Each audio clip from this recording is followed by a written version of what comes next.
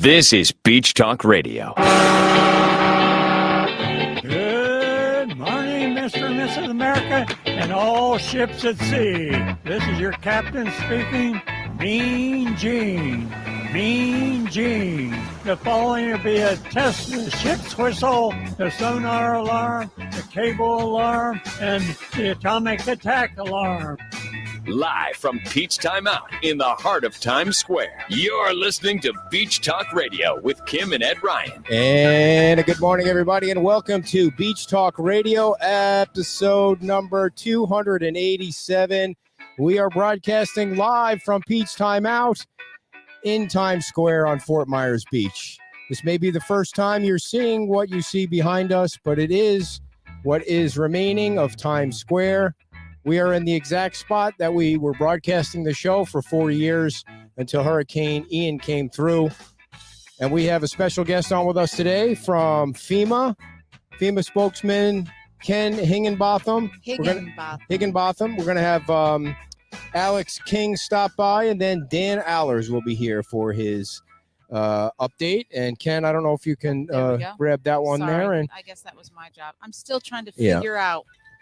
It's very disorienting when you come down here. So right. I'm still just looking around it. I guess this is where we would have been, but we would have been facing in that way. Right. So Ken, kind of give us an idea. You can never talk too much about the help that FEMA is offering, and give the audience an idea what your role is. There's actually a lot of help, and I thank you and Kim for having me here. First off, we tell everybody to get registered. That's the first step in the recovery process. And there are several ways that people can register. Now, when you say everybody, just no matter how little or how much, That's just correct. go ahead and register. That's the bottom line, Okay. Kim. If you're in a designated county, which is all of the areas that you reach, and people should register. We don't want people to predetermine or pre-disqualify themselves. I was speaking with Ed earlier on, and it's back to the saying, a bird in the hand is worth two in the bush. So in the hand, you have that ability to register, get into the system, and let the system work its way through. No matter the amount of damage one has sustained, or if they've been covered by insurance. Of course, having homeowners insurance is the first line of defense. Second, they should get registered with FEMA. Mm-hmm. And they can do it by calling the toll-free registration number at 1-800-621-FEMA. or 1-800-621, numerically translated to 3362. And it's open, and we have a lot of language interpreters on the other end. So that's not an issue. Is that 24/7? That is around the clock. And it's also important to know that people, if they have access to the internet, can register at disaster assistance, disaster assistance, all one word, .gov. Okay. And if they can, on their mobile device, can download the FEMA app. Mm-hmm. So we were talking to Sam last night about the different options that people have, and there are three different ways, or three different things that they can get pockets of money from. But one of the things I wanted to touch on with you, Ken, is you have so much experience with being on the ground, boots on the ground with the people, and trying to help them get through this. Talk about some of how you lend that kind of support for folks that are desperately in need of it right now here. Absolutely, Ed. That's the thing about people in our agency, helping people before, during, and after disasters. These type of events are extremely devastating, and it impacts the communities like no one can really comprehend. So with a collaborative effort with many entities, let's say local, state, and federal, are here working together, locked arms to getting people jump started in getting back on the road to recovery. It's not an easy task. And we hear people. We can't say that we really understand because this is an individual experience. So we say we hear people, and we do hear them loud and clear. That's why it's important for people to get registered and to also possibly stop by a disaster recovery center where we have people that can talk to the disaster survivors about their particular case. Because once they register, they get a registration number. And in that registration number, they can look up their particular case. And I would just also like to point out that everybody's case is different. It's not like one size fits all.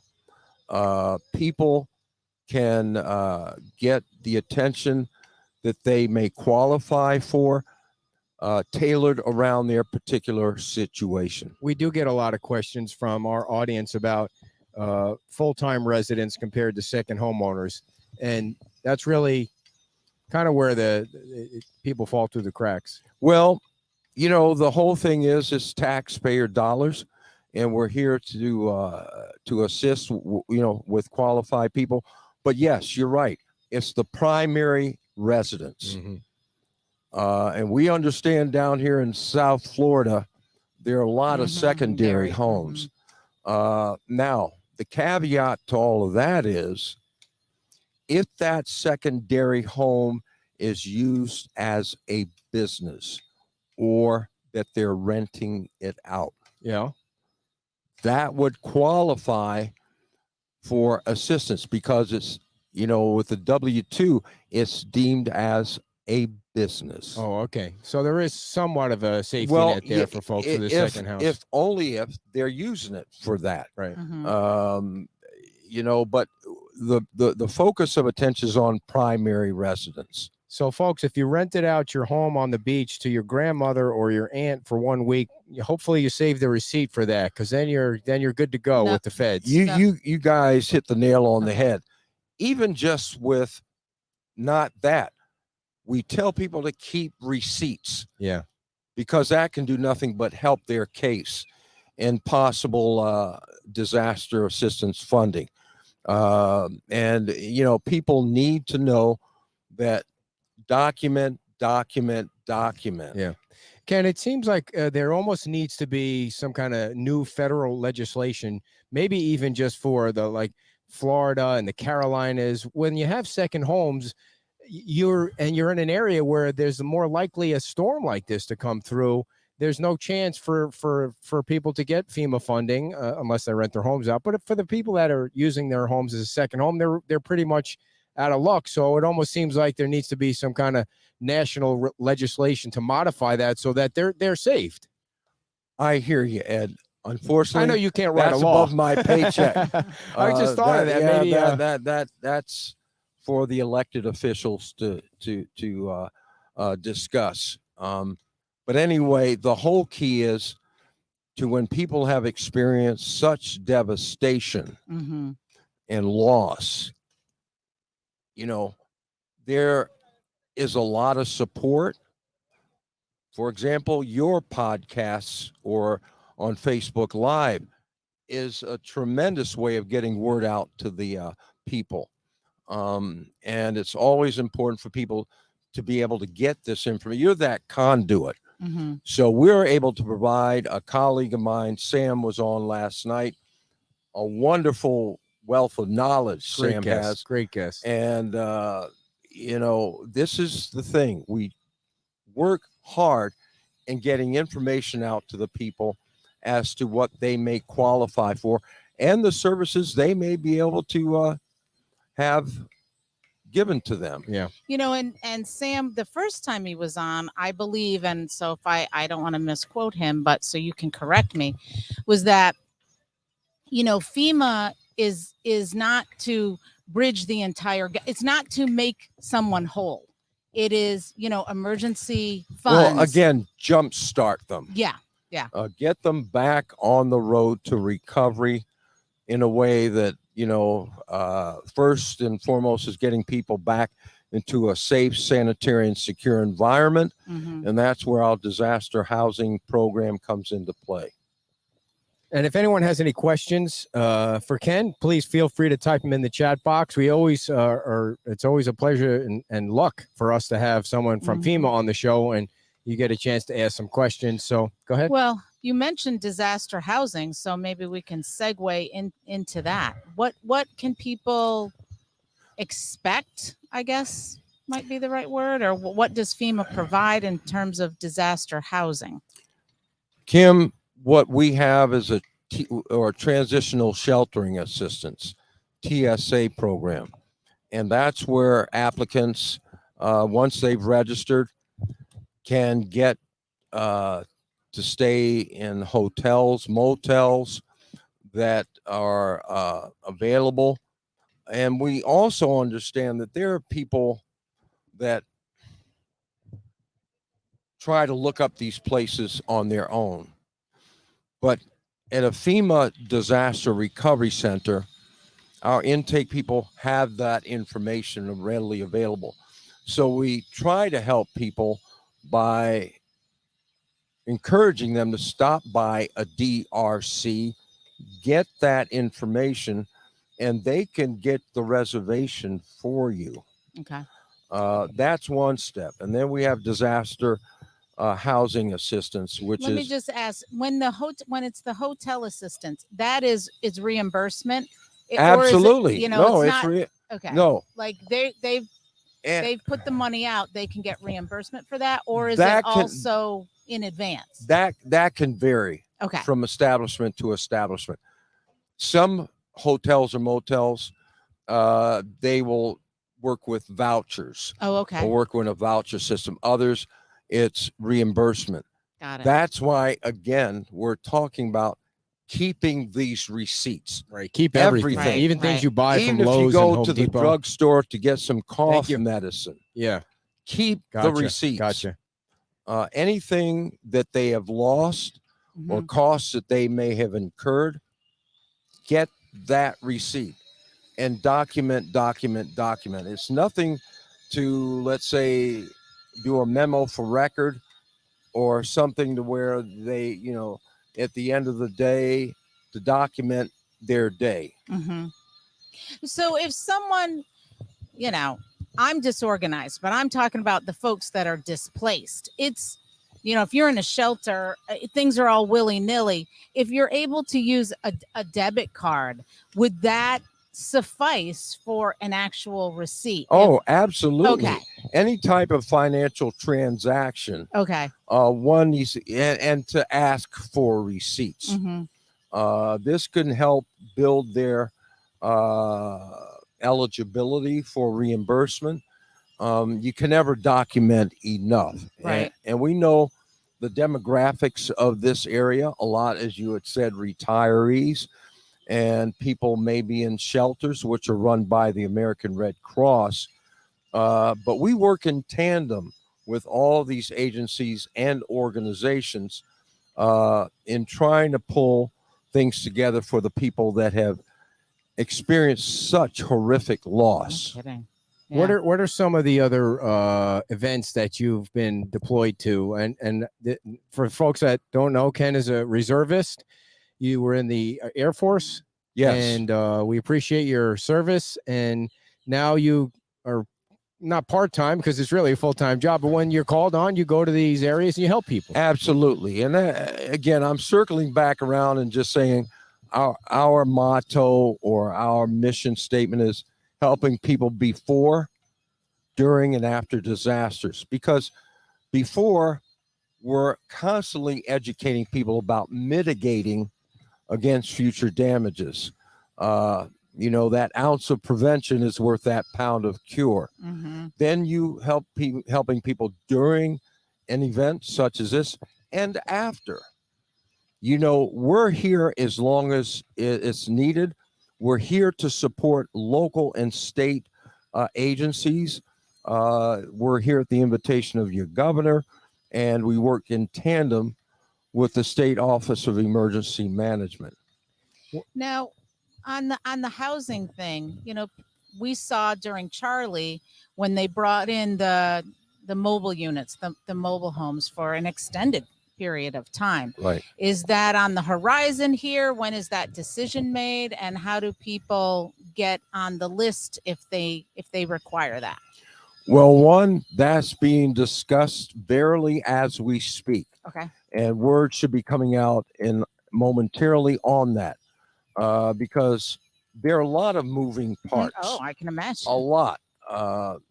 Being able to bring these units in, but also that is generally the last resort. It's getting them into a fixed facility or place where we're, getting them to a safe and sanitary and secure environment. But these mobile units is the last resort, and we try to get these units either on their property or near where they reside. So you said that decision is going to be made soon about those? Yes. How soon?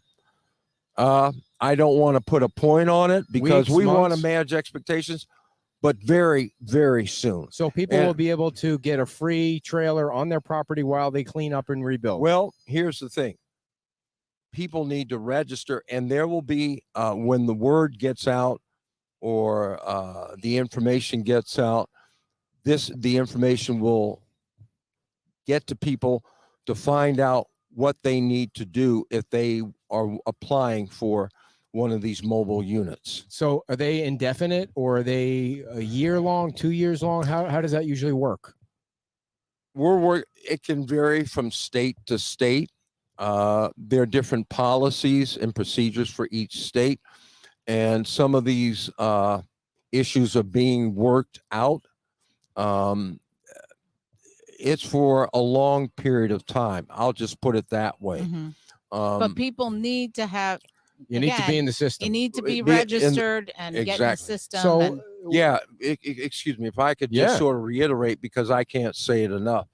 You get in the system, it's like having that key that could open up the door to many, many programs, not just financial compensation, but for programs, Mhm. assistance in other ways. Go ahead. Well, we've had some people, and there's always some that are getting denied, and they might be getting denied for a reason that can be fixed, or they might just be getting denied for a variety of reasons that are legitimate or whatever. But for those folks who are getting denied, should they take another bite Well, of the apple? And it's called going through the appeal process. okay, You don't re-register Let's okay, go through the because you process. have that number already. okay, That's stays with you like your social security number. gotcha. So It stays with you, Let me, but you appeal that decision and we call it determination and or denial. okay, should people in a household, say there's 2, 4, whatever, does each person register, or is it one per household? It's household. It's by Okay. household. So if somebody's renting with themselves and a friend, how does that work? The rent. are you trying to stump them or something? It's Oh, one per No, household. no.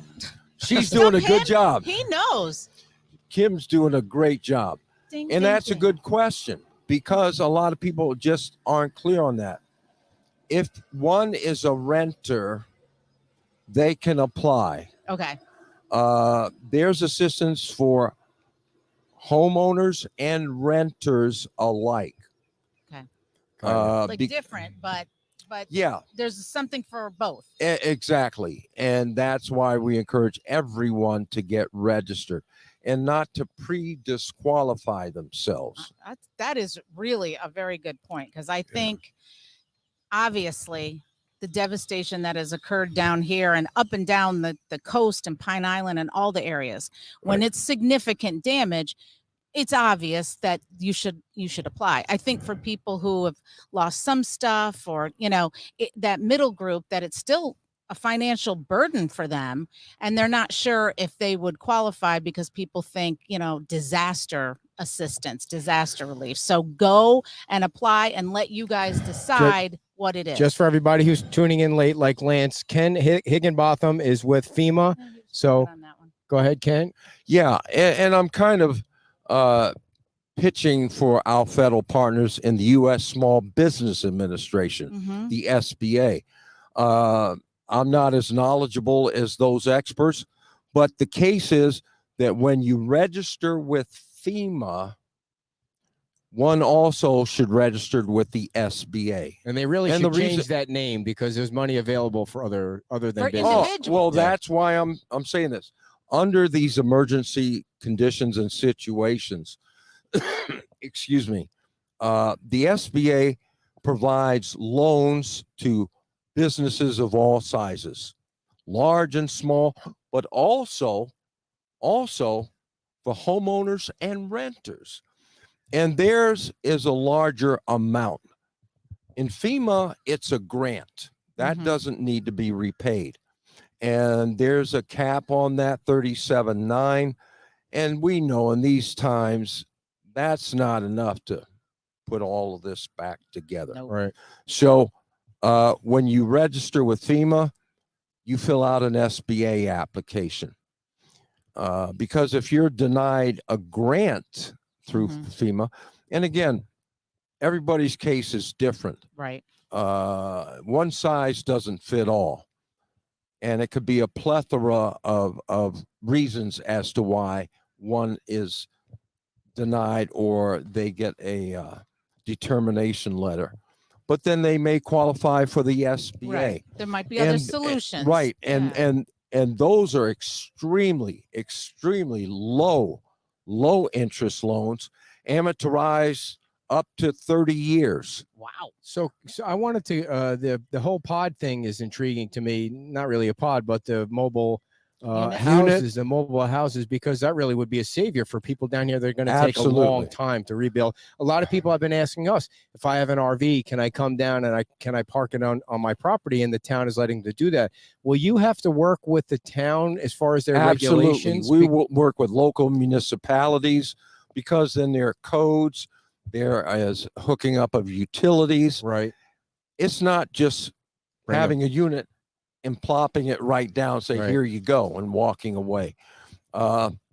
These are federal taxpayer dollars, but we want to make sure that it's done right and that people are in that safe and secure environment and that they're able to occupy it Yeah. and occupy it in a safe way. Did you get a tour of the island? I've driven around this morning. This is some devastation. Yeah. I was going to say you're probably going to need to send a lot of those units down here. I mean, all the way down the island. There's almost none of that. Well, none of the structures are livable right now. There's no Right. power. There's no water. There's no sewer. They have to have an electrical inspection. They have to Right. have a structural inspection before anything FPLs cut their Absolutely. power lines. And there are reasons for that. Yeah, sure. Yeah. Safety, total I mean, safety. For safety is first and foremost. So, If someone is in a condo and it is their primary residence, right. I mean, would they qualify for one of those mobile living units? That's why they should register, Okay. Kim, and let the system make that type of determination. Once the information is out about these manufactured housing units, all that information will be out on that release and information to what people need to do. But again, they'll probably end up having to go to a disaster recovery center. Yeah. And that's located here at Yes. Lakes Library. And I Correct. believe Ken said there was one further in town, but I can't Yes, remember. yeah. We have, unfortunately, on this Fort Myers Beach, on Mhm. the island, again, accessibility to here is a Mhm. challenge, Yeah. to say the least. And it's being worked on with the wonderful people, with the Department of Transportation and Yeah. and a lot of contractors out here.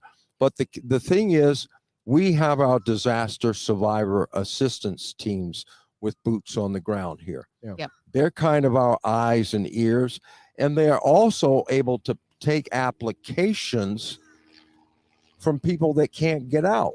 Right. So And they're making modifications for those who might have lost their documentation. exactly. Again, this is an emergency situation. And as we say in our agency, having to be FEMA flexible, but also adhering to the letter of the law. There are certain ground rules, but to see the collaborative effort with all kinds of agencies, all kinds of organizations. And again, when one gets registered, even local organizations, you hear all the time of these groups pulling together, food pantries and things of that sort. It really, really helps when you have that registration number. Andy, I'm sorry, Andy, I'm going to ask Dan that question when he comes on about the permit. I don't think. Yeah, that's out local. of my lane. That's for local. Sure. I keep looking around because I just can't. I can't wrap myself around what we're looking at right here. I mean, there's a frying pan from one of the restaurants that just landed on a broken cinder block wall, and there's a refrigerator where the coffee machine would be, and it's the palm trees. You see the palm trees were just uprooted. totally snapped down. And it's crazy. Not all of them. It's crazy how some of them the two that were right outside of Pete's are still standing. Oh yeah. And then this one right here is just bent. So anyway, I didn't mean to sidetrack. I know you got places to be. So what do you want to say to the people out there on Fort Myers Beach? If anything to say, Ed and Kim, FEMA is here. We're also here with a plethora of other agencies and organizations working together to get people jump-started back onto the road to recovery. That's the bottom line. A long road. It's going to be a long and arduous task, but there's always light at the end of the tunnel. I know it may not seem that way now, but there is. Well, thank you so much for coming down here, and we appreciate everything. FEMA has been great to us in getting information out, and hopefully when the release comes out, you'll send it to us first, and we'll make sure everybody knows. And you'll be able to scoop everybody else. You're the best, Ken. You're the best. Yes, and please, be patient when you meet with the FEMA workers, because I know at least last week the lines, obviously the lines were long. Sure. And, everybody gets frazzled, everybody gets tired. So and just we be understand that. We hear the people. The people that I spoke to in the line, the right. FEMA workers, were so polite and so helpful. Right. And they're totally trained for that, to be calm absolutely under pressure. There's constant training. And because you're dealing with people that are totally freaked out, right. and they're angry, and they want to get absolutely. in the front of the line, and totally understandable. Absolutely. So, all right, Ken. Thanks for coming. Thank you so much. Good luck with your next pleasure. stop. Thank you. Ken Higginbotham is with FEMA, and we appreciate FEMA coming down. Thank you so much, Ken. My pleasure. Have a great day. You guys are doing great work. Thank you. Thank you for that. And safe walking out there. It's crazy over here. So yeah, it's you do have to be careful. The sand gets on your sneakers, and then the tile that's left. Yeah, it's a little slickery. I'm gonna do something just for the hell of it, everybody. Oh, when we were doing our regular show, I would tell you all about the beach pottery, because beach pottery has thousands and thousands and thousands of pots from Mexico, pots from Vietnam. And you know what Alana told us? The Vietnamese pots withstood Ian. They're out front now. You can see them out front. Over an acre with 8,000 pots. Some of them are broken right now, but a lot of them are standing. So when they open again, and they will open again, go see the beach pottery.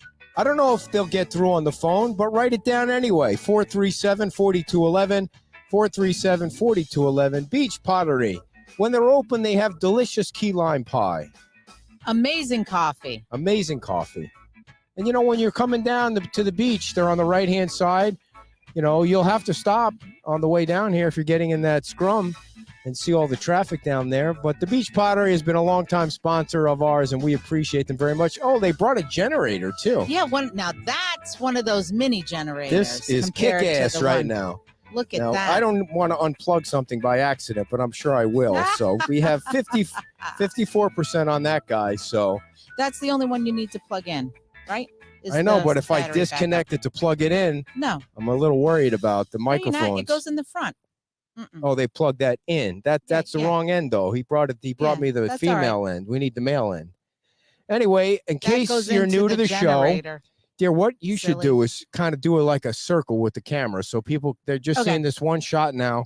This is Peach Time Out, and next door was another sponsor of ours called Mangaritas, and Anita's store was next to that, and then La Ola, another sponsor of ours, was at the end there. And Bella Mozzarella is on the corner here. Their folks are already working on their business right there. They've been clearing out the debris, and you can see they're already kind of working on the walls there. He feels like the structure's in good standing there. He just mentioned to me that he thinks it only needs about $300,000 or $400,000 in repairs, and mentioned that he bought it for $2 million. I probably shouldn't be saying that, but they got 4 or 5 workers over there working on that location, and Kim's showing you all the different debris. Like I was saying before, it's hard to wrap your head around what you see, because you're so used to seeing the pictures of a perfect Times Square or a perfect picture of Times Square where, you know, the clock was standing and people have been asking, where's the clock? Where's the clock? The only thing left is the base of the clock. And I don't know where the rest of the clock is. I'm sure it's under these big piles here. But when somebody said the pier was gone, I was like, the pier is gone? No, the pier can't be gone. What do you mean the pier is gone? Well, pier's gone. You got the initial walk over there, and then the rest of the pier just wiped away. Can you imagine, as you're looking at the pictures, how forceful the wind and the water had to be to do, like cinder block buildings just mangled and broken and in pieces. And there's a trailer here in the front of Pete's Time Out, like a boat trailer. Where was the boat trailer that it wound up right here? So anyway, there are already people that are talking about how they're going to rebuild and talking about getting together with planners and come on over, Dan. I haven't seen Alex yet, so we'll go right to Dan, because Dan's always got a mountain of information. If you disconnect me, we might need to disconnect the mics for 1 second. There is no power cord for that. Yeah, but I don't think that would. Yeah, it's in here, so we can't. Come on, Dan. We got 50%. We have 50%, dear. Let's use the 50% before we disconnect. You're gonna sit there and grab that mic. There, don't mess with my equipment. You know how it happens when you mess with equipment. Is this guy selling stuff? Is he selling stuff?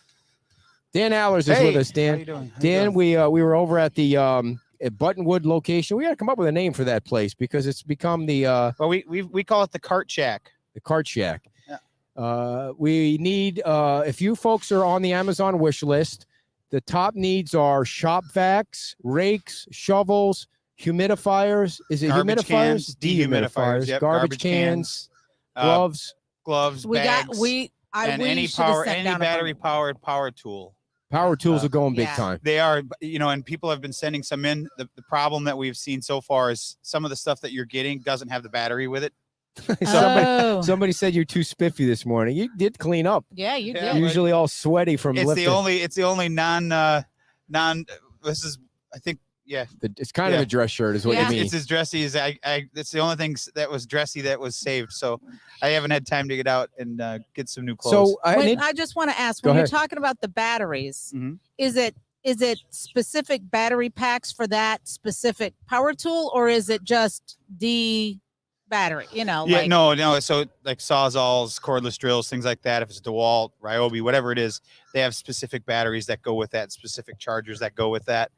you'd think that I would think, oh, I ordered it. It's all inclusive. So Well, the manufacturers out there have gotten, I won't say clever, but very sneaky that, see a cheap price of $79 for a Sawzall, but you don't really pay attention and realize that there's no charger and no battery in it. right, So then you got to Right. buy the battery separate and the charger separate. So if you're buying things, it's always best to just buy to a really complete check. pack that has Mhm. everything in it that you need. I really miss Terry coming behind me and dropping I a bottle of know. beer into the bin I and shattering it know. right behind us when we're doing the show. Well, you got But- plenty of bottles over there. It looks like you could. They Look set at up. that. Did you walk by the where the light is and see they have a little setup there? It's not really a memorial, but there's a picture of Times Square, Yeah. and they have a. Oh, I Yeah. didn't We're gonna see take a that. picture of that and post it on the Facebook after Yeah. the show. So, Dan, when you walk through all of this and now, and I'm sure it's not your first time, but I mean, what goes through your mind? Well, it's I mean, unfortunately, I'm kind of become numb to it because I've been here every day and walk it every day. But it's just, you try to remember, Plaka, you try to remember Pete's Time Out, you try to remember all these places and how many good times you had here, and Dairy Queen that was right there, and the pier that you used to walk out on and watch people fish, and it's a lot of history here, it's, and although it may be a pile of rubble now, it'll be back. It's every person that I've talked to in Times Square that was a restaurant or a merchant here has said they want to come back, they want to rebuild. So that's encouraging. It gives a lot of hope. One think thing. I just Go want to ahead. say, I think that's a good point that you bring up, is that you come. For me, this was my first time on Times Square, and it's very disorienting, first of all, and then you do try to go back in your memory, those memories that before you see this image are so easily accessible, about sitting here with Bridget and everybody drinking coffee or having a beverage. Now it is harder to bring those up because this image Sure. is kind of blocking or whatever. It is. Well, what becomes reality for me at the beginning was, and you don't really think of it now, but as I would take people down the island and kind of show them if they wanted to see it, whether it was Byron Donalds or whoever it was, they would ask questions, or even now that people have been allowed back on the island, I will take them for a ride to kind of show them around. And the last one we went by and they're like, so where's the red coconut? I said, well, we passed that about 3 blocks ago. And they're like, the disorientation for people when they come back, because all the things that we were used to seeing, Right. As a and landmark. monuments of landmarks are now piles of rubble. And so weird too, because sometimes back in the day, you'd ride down the street and you'd think, man, why does that guy leave his garbage cans out for an extra day? Or Right. why is there weeds in the Right. little area Right. between the road and the sidewalk? And now it's like, wow, we're complaining about the littlest things at the time. But, and I was just remembering that there used to be a bait shack in the middle Right. of the pier, and there's not even a sign of that building at all in the middle of that Well, the pier. fact that the concrete structures you can see Right. are missing pieces. I mean, There's no walkway. Yeah. You're trying to imagine the power of what was taking place at the time of the storm, and it's Yeah. like it's hard to imagine how powerful all well, of it's that is. the concrete structures are gone, but yet here's this one beautiful palm tree Right, standing all by right, itself. not damaged at all. Not damaged Yeah. at all. So it's pretty overwhelming. It's sad to see, but we're on to the next chapter. We got to move forward. So let's talk about Monday and Tuesday and the decision, which I think is a great decision.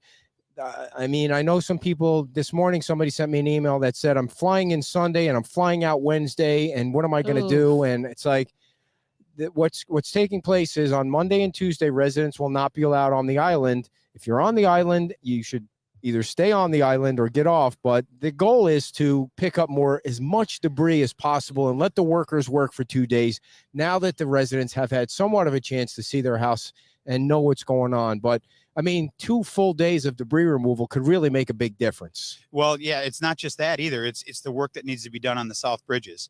The people that made the decision to do that, and it wasn't just a town decision. It was county, state. It was a bunch of officials that made the decision that this is the best course of action after talking to the debris removal people, after talking to the bridge repair people. If you give us these 2 extra days where we can get stuff done, it'll really speed up the process. Yeah. As we all know, coming on the island is not the easiest thing to do. If we can gain any access, even if it's a 1 lane through the south end, will tremendously help the traffic. This debris removal, as people are cleaning out their houses now, it's like Making more. And you got to remember the people that are cleaning it up, town staff, Right. Crowder Golf, people like that are out here doing all this work. We've all been there. It's just like at the cart shack with the donations. You get a spot cleaned out from the truck that came in and you get it put away, and then all of a sudden there's another pile and you're starting all over. So it all takes time. We are on a clock, as I'm sure the FEMA people have you've heard 1,000 times. There's only so many days where you're going to get reimbursed for this. So the sooner we can get it done, the sooner the town can get reimbursed for it and the county can get reimbursed for it. And the easier it'll be for everybody to get around, to get your motorhomes in, if that's what you're going to bring in while you're Right. rebuilding, to your trailers, your construction stuff. So I can Is understand this- it's going I to be just upsetting wanna- a little I- bit, but most just- people I've talked to have been understanding. Right. They get it. Well, that's w- good. The sooner we can get it cleaned up, the Right. better. Unfortunately, there's some people that are going to get caught with their adjusters and Mhm. you You just got to be patient and you reschedule. know I what? guess. That's the key word. The two key words that I keep saying is hope and patience. Yep. As long as you have hope and you have patience, we'll get through it. Everybody's in a hurry to get back in their home. Right. I do have a good piece of information that I just got that's encouraging, and this will maybe help people. Can you know, I there's just a lot ask of- you yeah. when, because he said it, and I don't want to. If somebody if comes down Mhm. and stays on their home for those they can stay in their home on the beach for those 2 days. Yeah, they're They not gonna just come- can't they- get on and off. Yeah, they're not. They're Okay. not going to come kick you off the island. They're going to go door to door. But So if somebody came down for just Monday, Tuesday, I mean, they would just have to camp out at their place. sure, Okay. As long as they get in by Sunday night. Yeah. Yeah. So Yeah. Dan, who's We'll let him do his announcement. So I just got done talking with the listening to the briefing to the staff from all the people that are working around, and FPL is going to send power to the very first house today. on the Where is island. it? Where is it? Who is it? It's they showed me the picture and they couldn't remember the exact They street. may but- not want their Yeah. name. Oh, that's got to be a party going so on right so there. if that helps people give a timeline to the structural sign off, the electrical sign off, and the permit, that kind of gives you a timeline of how fast it's going. I know there's a rumor out there that permits there's gonna be a moratorium on permits. I just heard I've that never today heard from that. a couple people today. I just heard it today from a couple people.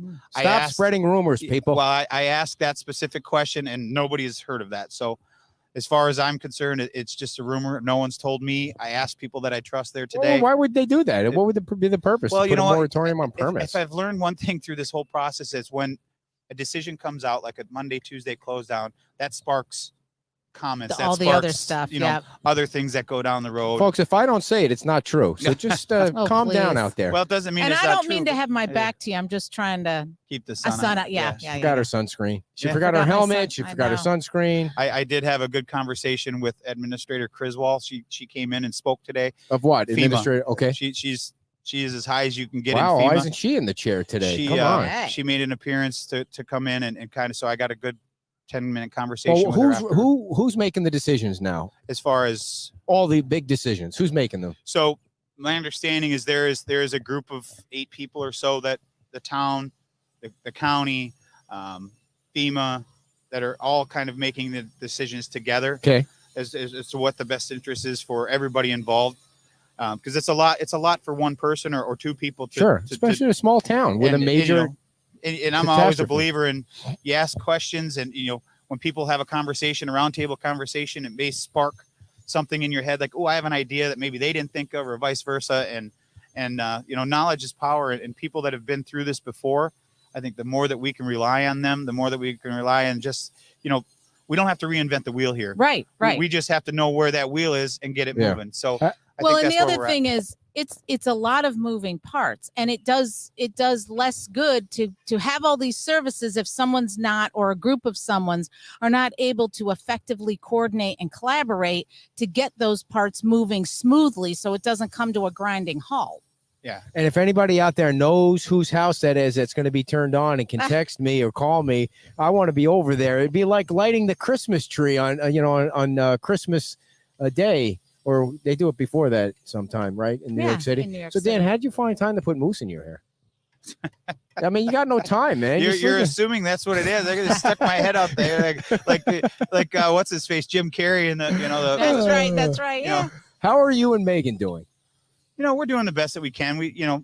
You've heard that behind every strong man is a stronger woman. Well, I can tell you that is true. She is a rock star at taking care of our personal things in the background so that I can focus on what I need to do. And we're hoping we can get a half a day here this afternoon to maybe try to go find some new clothes and try to get some of our stuff organized, because we really haven't. We've been living out of a half a suitcase for the last 2 weeks, and Tell the muddy story. shoes and Tell the story about your truck. Uh, This is crazy. yeah. So the Progress Group from Indiana have been rock star people. They've got the pictures that you saw of the plywood being put out. They brought that down. They brought down skid steers. They've been helping everybody on the island for no charge. They've been helping us out at the donation center at the cart shack, unloading, moving pallets of water. They've been great. So they helped bring down. They had a container truck similar to that one over there, the 25 feet container truck that we loaded up with 10 pallets of stuff and brought down to Santini Plaza and at the 7-Eleven. All their guys were there helping us unload. And as we were unloading at Santini Plaza, a guy came up to the owner, Steven, and said, "You guys got a chicken sandwich?" That's right, the chicken sandwich. Everybody kind of got a chuckle out of it because his face was like, He wasn't joking. no, he wasn't joking. Well, that wasn't the story I was talking about, Oh. but I did love that story. Yeah. Your personal truck, like it's just gone. Your pickup truck. Yeah.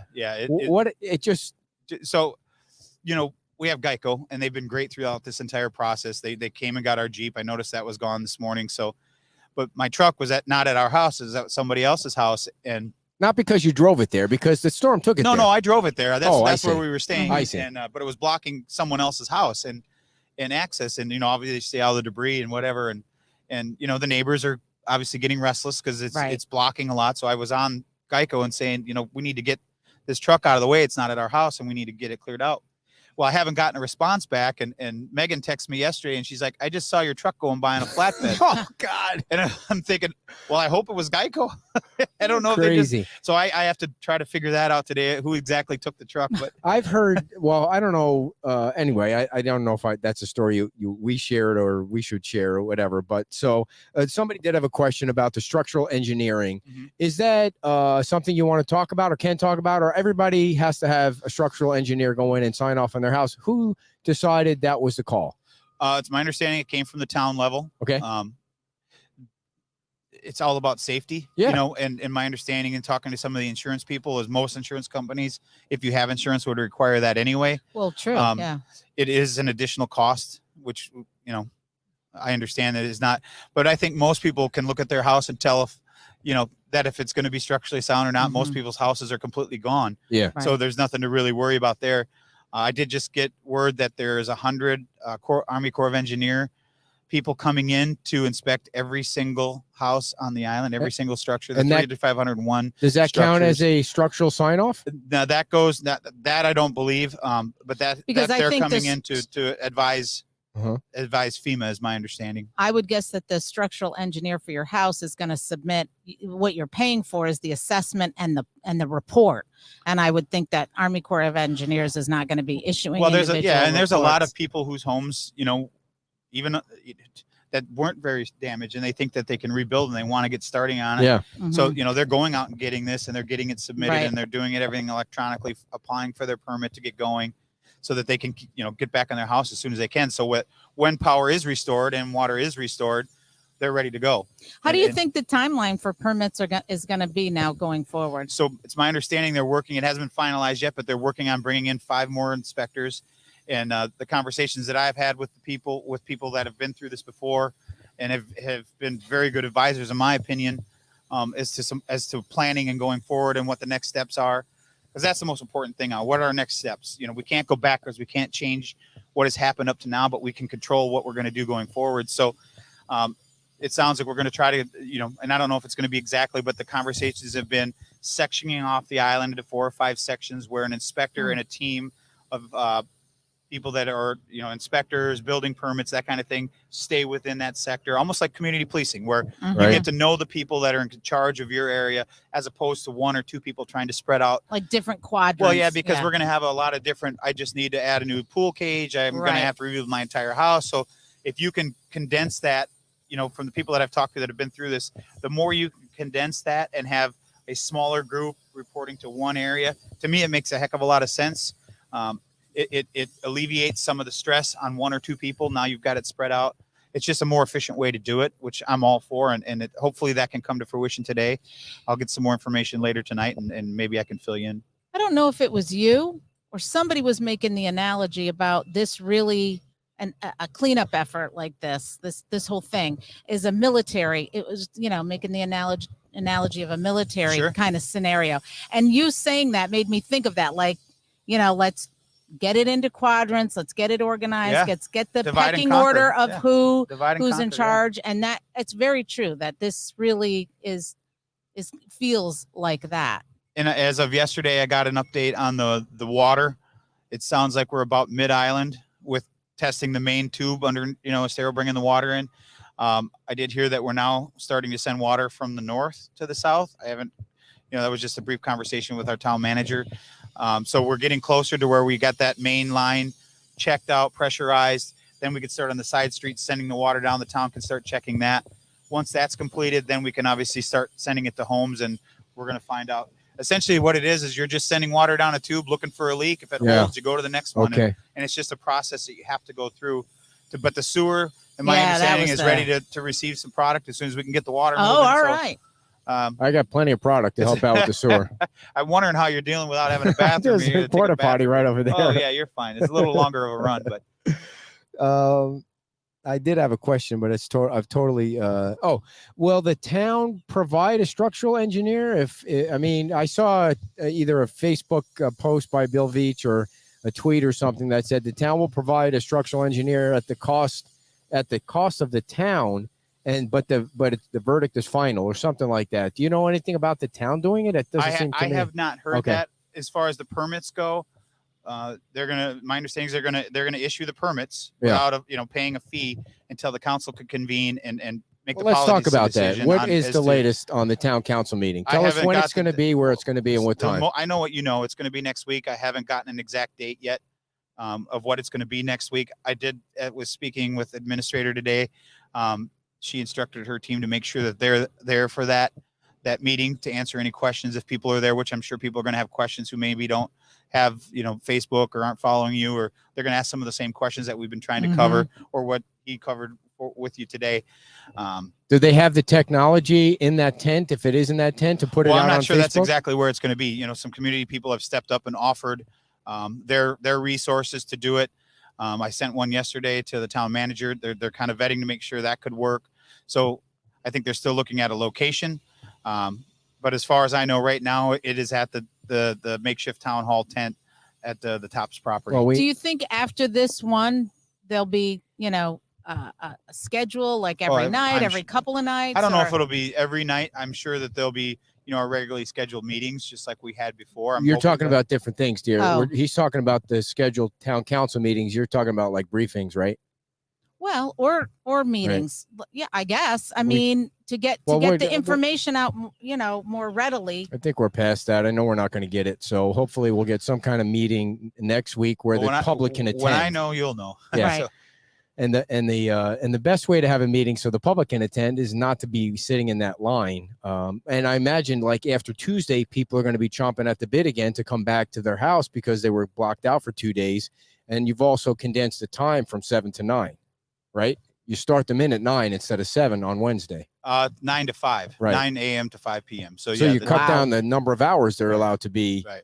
So it'll be different next week, but I still think that blocking it off for 2 days is the right decision. If they can move some of that damn debris out, it seems like it. If they could get the South Bridge. Yeah. What's the latest on the operational. timing of the South Bridge, as far as you know? I do not. I asked that Commissioner Sandelli about that yesterday. They don't have a time frame as to when yet it's going to be open, if it's going to be open, but they're working on it. And these extra couple of days will certainly help them get a better understanding of what they can do and how fast they can do it. And go ahead, dear bud. If anyone has any questions for Dan, he's totally an open book. He was answering questions this morning at 7:00 at the Buttonwood location. So feel free to type them in, and I will ask them of Dan. And one of the other things that Administrator Criswell said to me today that it was very important is when you file for your FEMA, if you get a letter back, and it doesn't say you're approved, don't just throw it away. Right. Read through it. It could be as simple as you forgot a driver's license, or you forgot a picture, or you forgot something very minimal, to be able to send it back in to get that down. So just don't take it as it happens all the time. Right.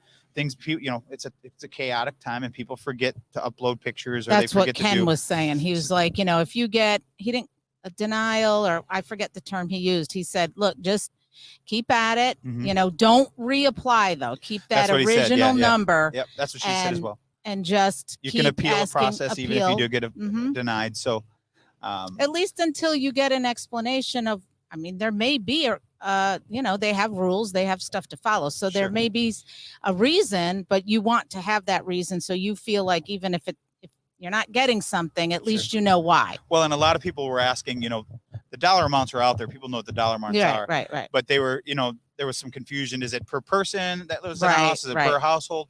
It is per household, but there is also a secondary that you can get if you qualify for lost appliances, lost cars, lost, stuff, right? So there's potentially, I think it's close to 75,000 or something. I don't remember the exact numbers, like 39,000 something or 37,000. That's the other one. So it's not a lot. It's, it's not meant to make you whole. It's meant to try to get you back on your feet as much as you possibly can.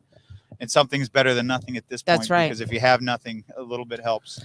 Speaking of that too, there's a lot of stuff at the Buttonwood. We have questions. Well, you were fiddling around over because there. Alex King went to the Buttonwood location. I said I said Alex, we're going to be at Times Square. He's got checks he's handing out for the organization. Okay, good. I just texted that if you could come over, that'd be great. Heather's question is, what if people get power and water restored and want to move back to their homes, but they have to work?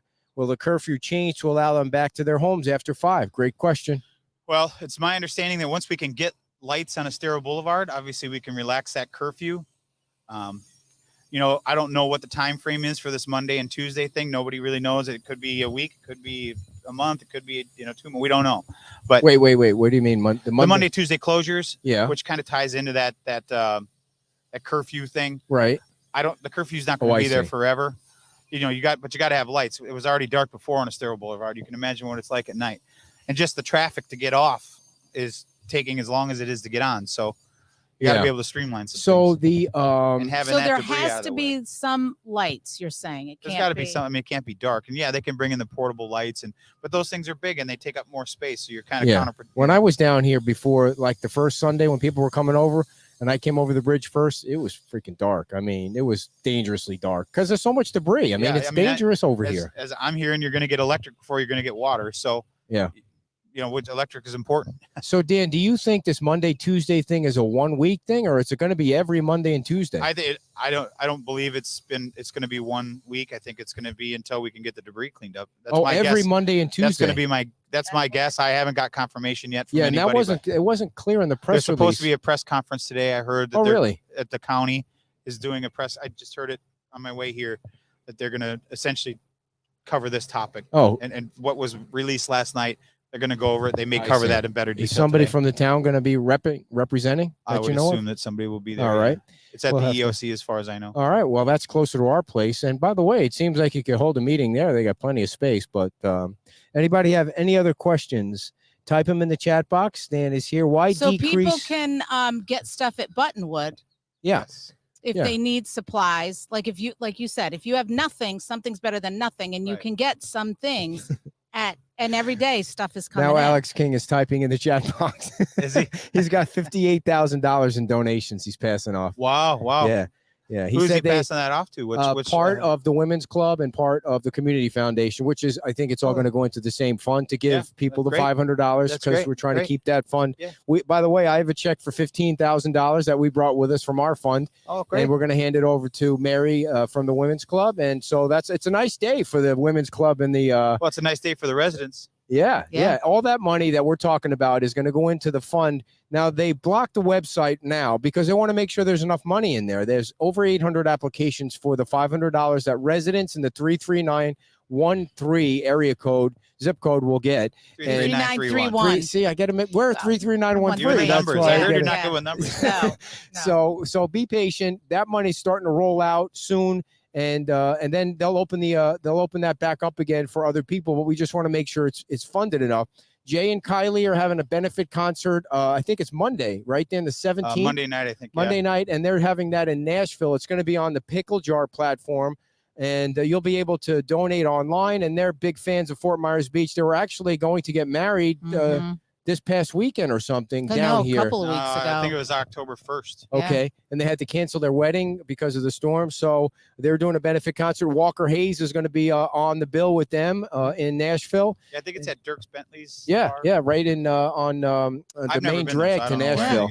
And Yeah, something that's else, a nice place. something else going on with The Voice with Jay. Is he still on The Voice? Yeah, he made it past the first round, and he's got his battle round coming up. It'll be aired on Monday. Yeah. Who's his coach? It's who did he The pick? lady singer? He picked I think he picked Gwen Stefani. He gets to pick, or Ah. they pick the singer. I don't watch TV. By I the thi- way, who won the Yankee game last night? Does Yeah, anybody know? They were losing in extra innings. I haven't watched TV. I know, right? Too. I used to watch the games, and now I just ask my phone who won the game. Yeah. I know. So, any other questions for Dan? Let them rip. Dan, tell us what the top needs are again at the Buttonwood location. Any kind of construction stuff, any cleanup and construction stuff. We shovels, rakes. We do have I got a call from someone up north that their company wants to donate 4,000 Mops. shovels and brooms. Oh, Sweet. wow. And 400. I think it was 400. I go back and look, but I think it was like 400 mop and bucket combinations. Mhm, mhm. They're going to get back to me with exactly how many pallets that is, but it sounds like it's 50 pallets worth of stuff. So People have been awesome all over the country. oh, it's I been mean, amazing. It's just been amazing. we're on first name basis with the Amazon guy and the UPS Oh, yeah. guy. They and love coming and then to they our just house. now they know the code to the garage. They Mhm. just open the garage and bring it in. Mhm. And You know, Pretty soon they're just going to take one of the dogs with them, you know? Was yesterday or the day before in the afternoon, it was later in the afternoon, a lady came in. I think I shared this story with you already, but she came in and she was kind of talking to herself, and she had garbage bags and she had a few cleaning supplies and stuff. And she was looking at the food and she picked it up, and I just happened to be standing there and I overheard her talking to herself. She's like, I don't have food stamps. I'm not going to take food from someone that can't have the access to get it. And it was pretty moving. Yeah. People that, and of course we have people coming in, taking advantage of a situation and, Yep. and thinking that they're going to Costco, but we're trying to, take what you need, not what you need for 2 months from now. That I will say that the days that I've spent down there, you really see it's more of the other Yeah, and less of absolutely. the Yeah, people absolutely. taking Yeah. I can't believe but, there's one person that actually does some of the things that we've heard. Like from you taking guys- stuff back from you and- guys having some people come in and take it and then reselling it or trying to return it to Walmart is just the scum of the earth. And then even with our logo, we had somebody recreating the sweatshirt and then Oh, posting on our page to try and scam money off of those people. But Well, if you're going to be shipping, I know you probably can't through Amazon, but if you're going to be able to, if you're bringing something in, if it has a UPS code on it, just cross out the UPS code. Here comes UPC. Alex, or UPC, sorry, the UPC code. don't run. Yeah, don't run. And write on the box for donations so that Right, people can't right. return it. We're trying to do that as we get it in, but you see Yeah. the stuff comes in so fast that Have a seat, it's, Alex. Come on, sit with us. Alex King, hard to come keep up. around this way. What are you doing running in the debris? Did you run over the bridge? Just about. in those. In No, Crocs. I drove Alex over. King, everybody from the King Foundation. How y'all Alex, doing? this is a high class show. You need to shave before you come on. What's This going is on there? The hurricane look, Yeah, and yeah. I'm just right with everyone else, looking and feeling the same way. Yeah. So Alex King is with the King Foundation, and you came with money and explain what's going on here. Well, for new people, we do have a lot of new folks. What is the King Foundation? King Family Foundation is a foundation created by my family that has been here since '58 to help the community. Like we gave about $150,000 this year to Fort Myers Beach charities. We try to help every single charity we can on the island. And you came down because you had some checks with you. And why did you decide you wanted to pass some checks out to the two groups? Well, I'm a BTR Beach Talk Radio listener, and over the past 7 days, it's been the resource for all information. You inspired me. I'm watching you inspire everybody. I've somehow called an emergency meeting of the foundation. We took money from other resources in other areas. And so we have today, it's a total of $60,000 in checks that we're giving. $40,000 to the Fort Myers Beach Women's Club, and $18,000 and change to the Fort Myers Beach Community Foundation, and $2,000 to the Fort Myers Beach Art Association Nice. for art therapy for all us stressed out people. That's awesome. We appreciate Great. that very much. And that I believe that money is going to go into the fund where they're returning the $500 to the folks on Fort Myers Beach. I'm not going to speak for them, but I'm guessing that's what we're all working on together. It's really checks given to you, but it has to be made out to them because of our rules. But I would love for you to direct to them the way it needs to be done, because you inspired us, and that's why I'm here. Well, that's awesome. Thank you so much for saying that. And Yeah. And we appreciate all that you do for the community over the years. You've come on the show many times and just given out money, that's a nice job to have, don't you think? It's a nice job, but I tell you what's interesting is I'm seeing everybody help each other right now. For sure. And the good in the community's coming out. And, I'm right there with you. And we're all in so much pain and tears. But if you go help someone else right now, no matter how much pain you're in, you're going to feel better. Yeah. So reach out, help somebody, get rid of the pain and the tears. And what happened to you? What happened to your family? Like, my house is like an aquarium. All of the doors, the cement CVS roof were just fine, but it filled to the top with water. Wow. And then, of course, my cars and all the other stuff is all totaled like everyone else. So I'm living off island in an apartment. And coming over here every day and cleaning muck out of the place. I'm even got some Crocs on. injuries. You got to be careful. I'm right with everyone else. Yeah. Do you think you're going to have to knock it down and rebuild, or is it a structure you think you can fix? Mine was totally redone 2 years ago, so I believe we'll be able to fix it per the 50% rule. I know that in and out. Things are a little more dynamic now. But we're still talking about maybe tearing down and building up. Okay. So we're sort of on the fence, just like everyone else. Dan, why would anybody even want to be on the ground now after seeing this? I mean, the rules are in place for this specific reason, other than they can't afford it. That's exactly it. Not everybody can afford to, knock the house down. Insurance is only going to pay so much.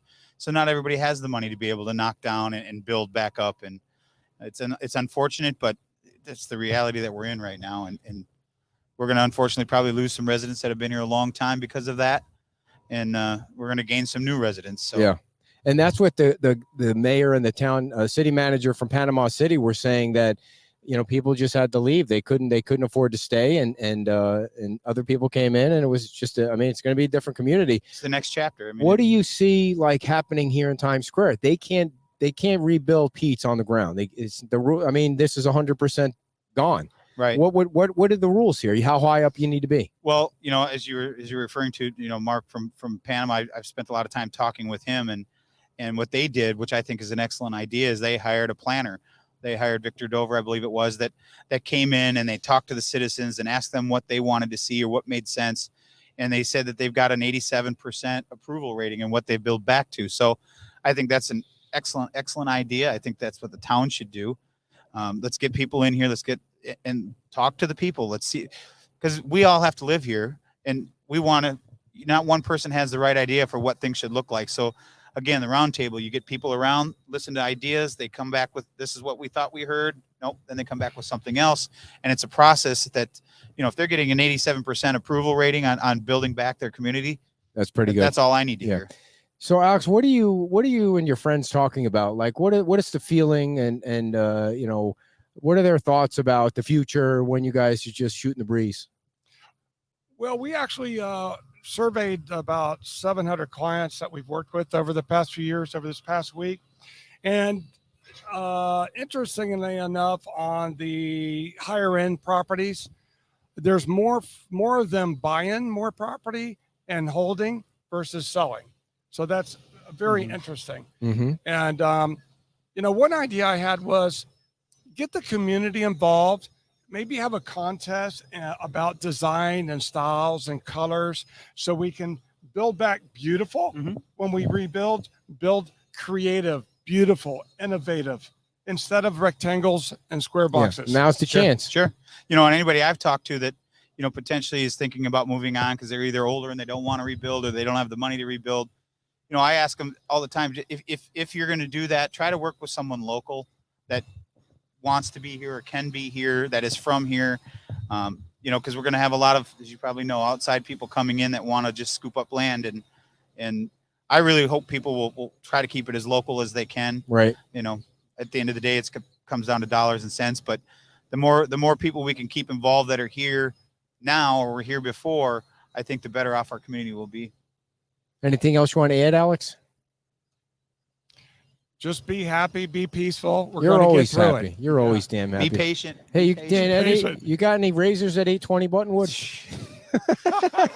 I know. It's the same exact. Hey, That's thank you on the for list, those hopefully. donations. Oh, Thank my you, man. pleasure. Thank you very much. So we'll let if it's okay. I put all my good. wife back on. All right. I know you got work to do, and stop right. running Thanks, in the guys. Alex. Stop running in the debris. We're not done with you, Dan. not Where done you with- going? okay. Yeah. I'll stay here as So long as I can. we got 20% left, so we're All right. using all the percentage. Thanks, and I want to. Alex. There was a question that somebody had, and I wanted to drop back up to about if they have their water and their power already to go. Shoot, it's way back up there now. Well, I will say, you're talking about people that can't afford to do it. And, unfortunately, the folks that have stopped by our house or sent us emails, there's been a couple, and it's heart-wrenching for them, but they have to make the best decision that they can, whether they don't have the finances or whether they're at, if they're retired and they're at an age where they just can't fathom doing that. Well, yeah, and many had their homes paid for and they didn't have insurance, and Yep. There's just so many heart-wrenching stories that I've heard over the last 2 weeks that it's just it's hard when you hear from some people who really didn't get that bad, but it's a lot of hard stories, and some not guy everybody said came out of it okay. I'm gonna move somewhere in Florida where I'm equidistant from the Gulf and the Atlantic. And Good luck with that, the right? Gulf and the Atlantic, because, I think going through the storm was really, sure. Yeah. So Dan, exactly. I did find one question. Exactly who is coming on the island Monday and Tuesday? Essential workers. So FPL, debris removal. I don't remember what else was on there. Obviously fire and rescue and the police are the four main people that are allowed back on the island. it won't be like individual Electricians. right, Right. or contractors like that. No. It's basically if you're with FEMA or you're with, FPL, or if you're contracting with the town, Crowder Golf, people like that. Those are the people that are going to be allowed back on the island. Why doesn't the town, this is just a suggestion, like from 5 a.m. to 6 a.m., let all the electricians and structural engineers in. And then at 7 a.m., they let the residents in. I'm hoping that they're having, at the round table, I'm hoping they're having that conversation, because they're, it's a constant, as we've learned, it's constantly changing hour by hour. What today's plan is, maybe there's a better plan that comes out, later this afternoon. It's not we're not unique here, and we're fortunate enough that we've got some people that have been through this here. FEMA, this is what they do. Yeah. They're experts. So, Yep. We often say that we got to listen to the professionals. Well, if this is what they're telling us they need, and it's going to speed up the process of getting people back into their homes, then I fully support it. So can you please ask if they're allowed to have electricians from out of state? No, it has to be it has to be you mean for the inspection? No, I've been told it has to be a licensed Florida electrician. Okay. There's your answer. At this point. The sign off has to be from a license, because you think, essentially they're putting their name on the line, Right. that your home is safe to receive power. Right. And that came directly from CEO of FPL. Right. He's the one that said that they are going to require that before they light your house up. If the vote was on the table now to charge for permits, how would you vote? No. Do you think that you feel like, I know nobody can hold you to this, that will be the vote? You think people will vote to keep it at least for a short period of time? Maybe? I'm just giving you my honest answer based on what I know now. It would be no, but how many permits are we talking? Are we talking 1,000, 100, 3,500? I don't know what that number is going to be yet, or what that dollar amount will be. If it's something that we can get reimbursed from FEMA on, I don't know that answer, but my heart is telling me no. People have suffered enough. Yeah. But that's going to be a policy decision for the five of us to make, and hopefully we'll have that sooner than later. Do you think that the town is able to handle the volume of permits that is about to come their way, or will they be able to get help that they get help's coming? So yes, the answer to that, yes, we'll be able to handle that. FEMA reimbursed help? I've been assured that help is coming. As I said it earlier, Right. 5 inspectors, and this is a lot for one and the fact that we're asking for the help and we're now getting the help is a very big step, because it's out there to have if you just ask for it. And everybody wants to get through this process as fast as possible. You've always been great, Dan, and we're down to 18%. So we don't want to keep you. We know you're busy. What last words do you want to give to the folks out there that are watching on this beautiful Saturday morning? It couldn't be a nicer day here. I'll keep reiterating what I've probably said 10, 20, 30 times, but we've all been through a lot. We all need to be very, very patient. Help your neighbor, and don't give up on hope. Don't give up on the town of Fort Myers Beach. We're very strong. We're getting stronger by the minute, by the hour, by the day. We're coming together. Changes on the way. It's going to be a whole lot different looking than what it is now. We just have to be patient and keep the hope alive. Awesome. And I just want to say, I keep turning my head because I'm hearing them, and I thought it's demo. But honestly, aren't they putting bricks in? They're putting them in, and they're sticking the stuff in. Yeah, I mentioned that earlier. So, that's the Bella Mozzarella guys that they're rebuilding right now. So but they're already. I mean, that's a great sign to. Yeah, dear. I don't think you want to be talking about that. They might be a sorry. little. Yeah. So I saw I guess they're taking it down. I saw it like a convoy of FPL guys being escorted up to the north end by the police, and the trucks are here, so they're working. They're moving, and it. there's a lot of There's a lot over the last 3 days. There's a lot of big trucks and big trailers and FPL trucks cluttering up the side streets. So be patient. You may get in to work on your house and then come realize that there's no way out because there's an FPL truck up in the air or something. So you just got to be patient. Pack a cooler, some Gatorade, some water, some food, and just some music, a little generator, whatever you got. Container of patience. Read a book, whatever. Because even getting through Fort Myers, like if you fly in, rest assured, Daniels is much busier than I've ever seen in the last 20 years. I haven't ventured very far off the island, so I don't know what it's like. I've heard it's like a whole different world. It's a whole yeah. So, finding a place to eat is that's why I said hopefully this afternoon we can, Megan and I and my brother, my brother, God love him. He's been here every day at 5 a.m. till I tell him it's time to go home, and he's been a trooper, and he's only here for a few more days, but I think he's looking forward to being done with his vacation. You should go to a restaurant, relax for a few hours. And take him with you. He's kept his sense of humor throughout the whole thing. Yeah, he's a good kid. And you can always use volunteers down at That's right. Always, anytime between 10 and 4. We can use anybody that's got some free time, even if it's an hour, even if it's 20 minutes.